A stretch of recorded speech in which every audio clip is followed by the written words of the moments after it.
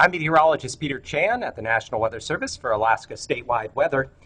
And on this Thursday, October 14th, we saw our first inch of snowfall in the Anchorage area. The Weather Service measuring 1.2 inches of snow at the Anchorage office.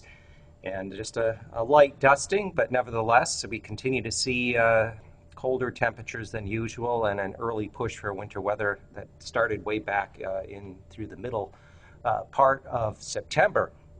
And we continue to watch a few areas of low pressure out along the Gulf Coast. One is working its way up toward the lower end of the Panhandle, bringing some gusty winds up to 40 miles an hour this afternoon through early evening. And then we also have a low back toward the east side of the Kenai Peninsula, and another impulse that's working its way across the southern half of the Alaska Peninsula into the lower southwestern portion of the Gulf. And these areas of low pressure are just going to kind of sit out over the Gulf. The one that's currently working its way out over the lower Gulf is going to end up passing largely south of the state and turning the flow across the northern Gulf Coast to the north and northeast. That's going to allow the Panhandle to dry out as we go into the weekend, bringing more in the way of sunshine, especially the northern two-thirds, where temperatures in the afternoon should reach the mid 40s to near 50 degrees in some areas.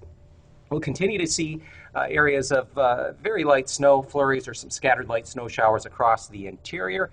And then back toward the west, there's going to be a broad area of low pressure working its way through the western Bering, and that is going to be the primary weather feature going into the early weekend. With it, we do expect some stronger winds and areas of rain moving through the central southern Bering, through the Aleutians, and also approaching the western coast.